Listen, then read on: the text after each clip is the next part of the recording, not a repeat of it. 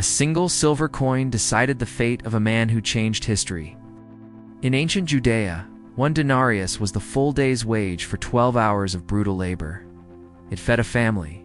It paid rent, kept debt collectors away for one more day. And that same value, multiplied by 30, is what Judas accepted to betray Jesus. What most people never realize is this. That amount would have taken an average worker 120 days to earn. In today's terms, nearly $15,000. This is Finance Untold, where we uncover the economic truths hidden beneath the stories you think you already know.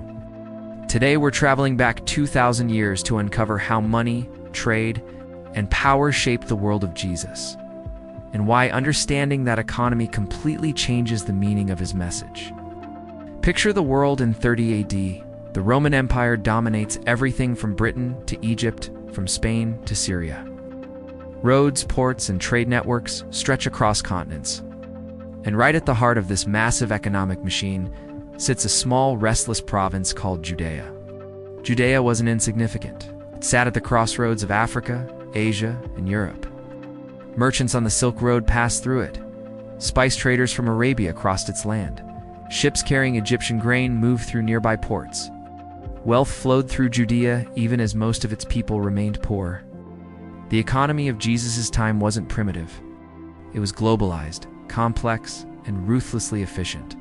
It had international trade, currency exchange, taxation systems, and rigid class divisions that would challenge even modern economists.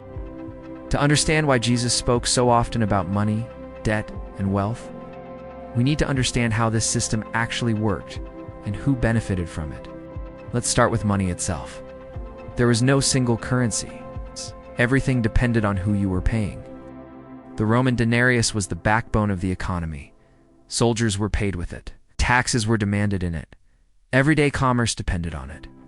When Jesus said, "Render unto Caesar what is Caesar's," he was holding a denarius stamped with the emperor's face, an image that directly violated Jewish religious law.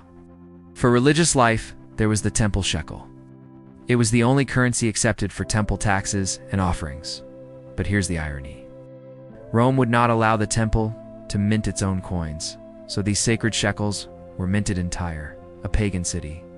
The holiest money came from non-believers.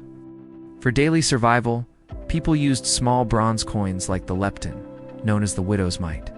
2 of them could buy a loaf of bread. That was the level most people lived at. Holding this entire system together were the money changers. Every pilgrim coming to Jerusalem had to exchange foreign currency for temple shekels, and the exchange wasn't fair. Commissions could reach 12% or more. This is why Jesus overturned the tables. It wasn't only about religious purity. It was a protest against a financial system exploiting people inside their own place of worship. Add taxes. If you think modern taxes are complicated, the Roman system was crushing. The average person paid multiple layers at once. Imperial taxes sent 12 to 15% of income directly to Rome.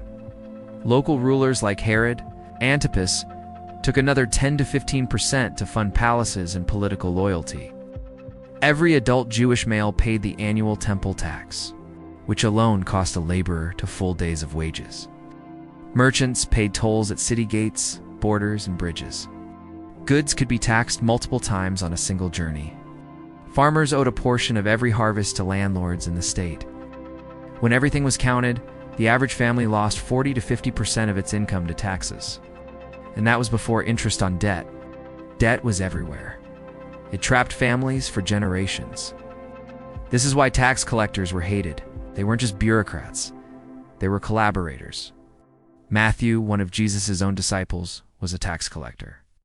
Extracting wealth from his own people for Rome, when Jesus ate with tax collectors, it wasn't just religiously shocking. It was seen as economic betrayal. Society itself was deeply divided. A tiny elite, maybe 2 or 3% of the population, controlled more than half the wealth. Roman governors, priestly families, and major landowners lived in luxury while the masses struggled to survive. A small retainer class lived comfortably by serving the elite. Everyone else, nearly 90% of the population, were peasants. Farmers, fishermen, craftsmen, and day laborers. One illness or bad harvest away from ruin. Imagine living in a world with no upward mobility. You were born into your class, and you died in it. This was the reality when Jesus spoke about the poor. He wasn't talking about a small group. He was talking about almost everyone listening. Life was fragile. A laborer hoped for a day's work to earn 1 denarius. If he wasn't hired, his family starved. There was no safety net. Fishermen were in constant debt for boats and nets. Merchants faced pirates and bandits. This world ran on debt, which is why debt forgiveness was so revolutionary. When Jesus taught his disciples to pray, "Give us this day our daily bread," it was a literal, desperate plea. Forgive us our debts wasn't just symbolic. It was about survival. His message challenged a system that funneled wealth upward while keeping the majority struggling. Seeing this history shows that his message was as much about economic justice as spiritual salvation.